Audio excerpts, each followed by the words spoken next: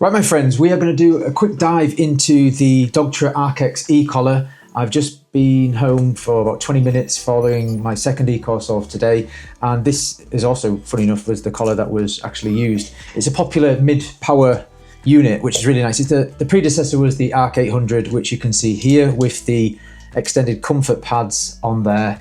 This was for Mavis, my dog, and now she is going on to the ARC-X, and I'll tell you why. You've got the comfort pads there, which actually I am highly confident they'll work with Mavis, albeit they are a little bit shorter. But let me give you guys an overview.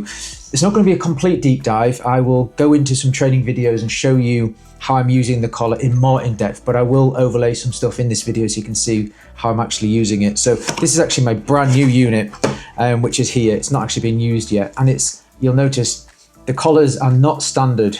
Just to quickly sidestep, the Dogtra collar, which is provided in the box, is, let's just say, less than garbage. I'm going to be fully honest, always will be, and it is atrocious. It's just complete crap. So you won't ever want to use that. But what you will want to use is something like the Flex collar. Now, this actually is a twisty spy dog collar, and this is the Flex collar, which is the new company, new brand that's come out, and actually is an improved version of.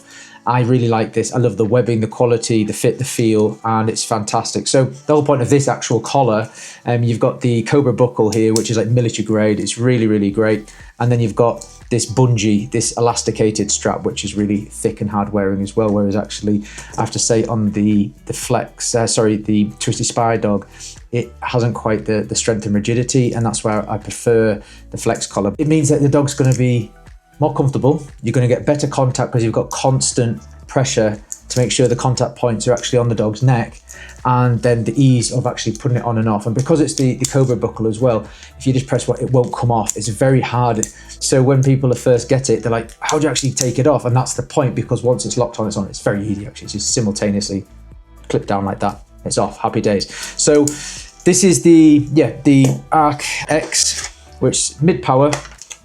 Great. I've got Malinois, German Shepherd, Malinois, German Shepherd cross, and it's just perfect. Yes, you can get like the 1200 and such, which is more powerful for more powerful breeds, but I always recommend speak to Ian from Dogtra UK if you are in doubt, or give myself a shout, or if you've got a breed of dog and you want to be guided on which is the best collar for them. But for me, this is a real good sort of middle of the road. Now, I've not had to use a 1200 on a dog, but you get very strong male Rottweilers, Canny Corsos, type dogs that are really strong. The simple fact of the matter is this wouldn't have enough power to connect and communicate with the dog that's needed to, and also it's below their threshold, so they'll just be like, yeah, okay, this is nothing to me. So the whole point of this is to have your dog safe, to communicate to them. So yeah, for me, this is great. What I really like now, okay, you're like, why is that purple and why is this one blue? Well, because you can get the skins. Do you need it? No, but it's a bit cool and such, and I like it. In all honesty, yes, I like the way it looks, but also if you ever drop them, you're going to be able to see them. It's going to be easier to find. And I'm going to rock you through a couple of the features I really like, because this is the latest line of tech with the Dogtra series. And what I really like about them is there's some funky stuff what you can do for positive reinforcement. Now, I'm very much a trainer who works to find the motivation from a dog, and I will pull that out of them to guide them to want to do the work, right? It's not just submit to my will. That's not the way I train. I want the dog to be stoked, to be enthused, to enjoy the work. And that's what I will do. So, of course, there has to be a follow-up. There has to be a consequence once the dog fully understands and fully knows what's being asked of them. But for me, if you actually look at me and think I'm a positive-only trainer, and then it's only how I overlay corrections, how I overlay the e-collar, so it's just cement all the work in. But ultimately, when my dogs are working, when I'm working for my clients' dogs, and my clients, the dogs are stoked for the work. This is a corrective tool to guide them to success, to the thing that they actually want. So what I actually really like about this is that you've got the tone, which I would link to positive reinforcement. Think of it as the clicker, or if you're using verbal markers, the yes, so it'd be yes. So when you're doing distance work with your dog, my dog's downing at distance, just tell me, yes, screaming down the field, I can connect with positive reinforcement, the tone. Dog's like, oh, I'm stoked. I know that's what Dad wanted. I'm running back. I'm going to get the reward. So it's a really good communication method there. The light is absolutely freaking fantastic. I'm really, really impressed. I'm actually a drone pilot. You might see, can you see a drone in the background there? Actually, you can't. Typically, I've got like 6, 7, 1 second.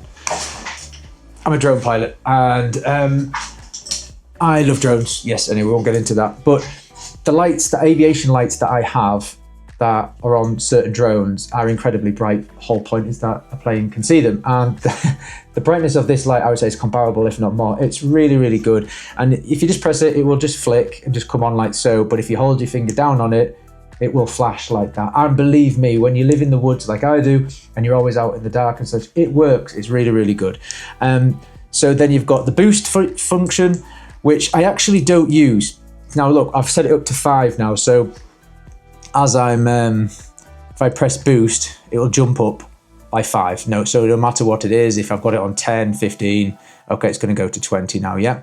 The reason I don't use that, or I don't find the need for it, should I say, is simply because how I would use in a correct, let's say recall. I mean, you can use the e-collars for so much, for motivation, communication, just a shoulder tap, and then you can use it as a correction. You can use it as positive punishment if that's what somebody wanted to do, which, you know, if somebody was to really strongly correct the dog and apply pressure, that's what we call positive punishment. We are adding a pressure. But for me, I will hold the continuous down and simply dial it up. And by the time I've done that, I'm all ready to pass the boost anyway. So that's just generally how I would work. I would be having my you know, the finger, if my dog's not complying, for example, and it wasn't coming back to me, let's just say for whatever reason, it doesn't happen, but if they did, it would be a case of holding that down, and I'm way above the boost anyway. That's if they wouldn't comply. Of course, as soon as they comply, the pressure's off, job done, dog comes back, great, give them a reward,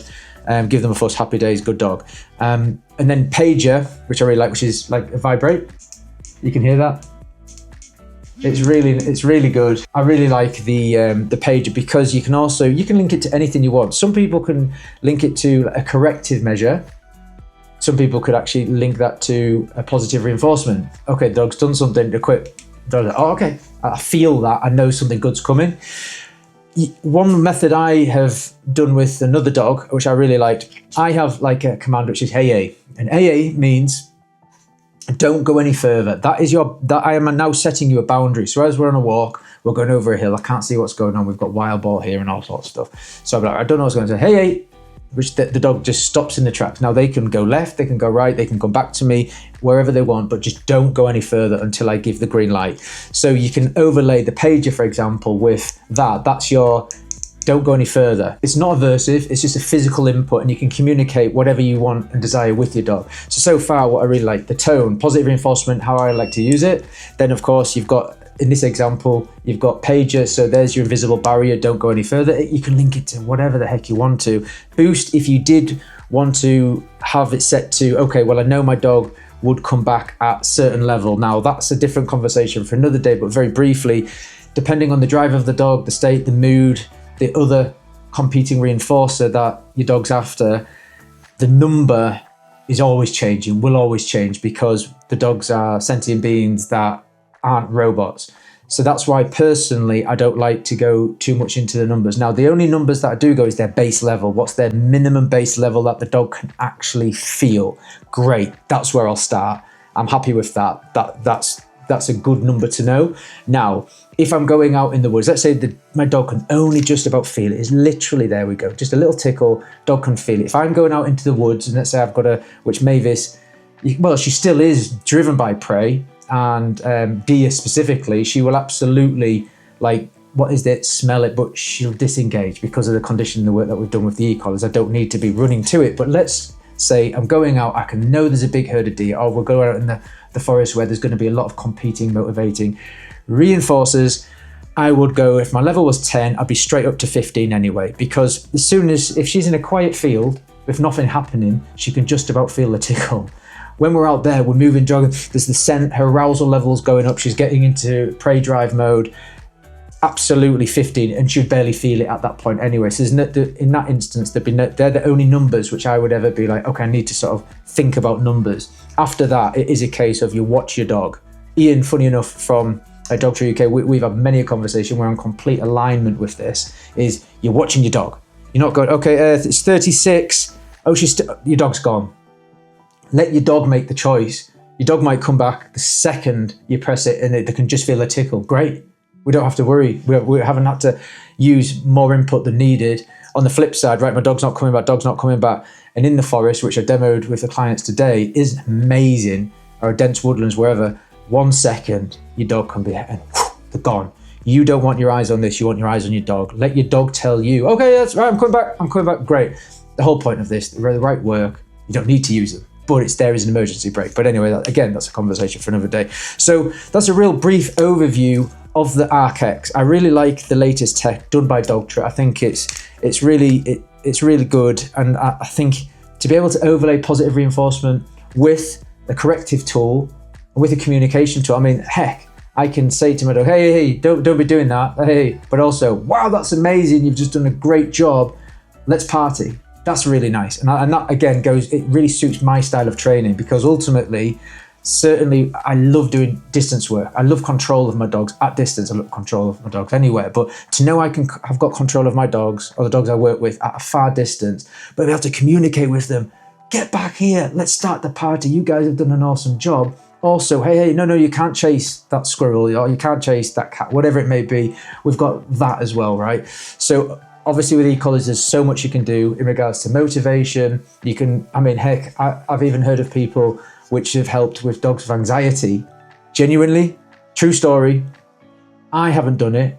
I don't know the in-depth ins and outs of that, but they have been shown to help dogs that have separation anxiety. I want to delve more into that at some point, because the nerd in me is dying to know how they use that with the e-collar. But they're great tools when used correctly. I will do a deep dive video on my training, which you'll be able to see.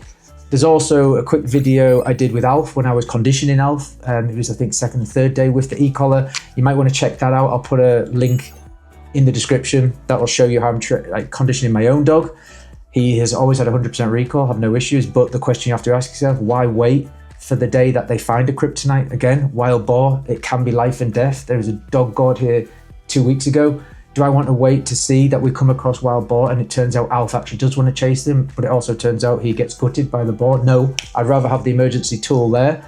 He hasn't shown his recall's been 100%, but I don't want to wait for that day that something happens, and then the guilt that I would have to think I could have prevented that, being a responsible dog owner. So check out that video that I condition Alf. I'll do a more in-depth video on the actual work that I do with these e-collars.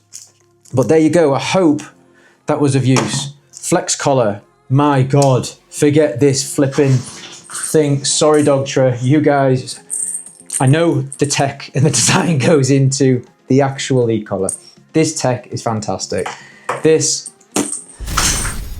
Thanks for watching. See you on the next one.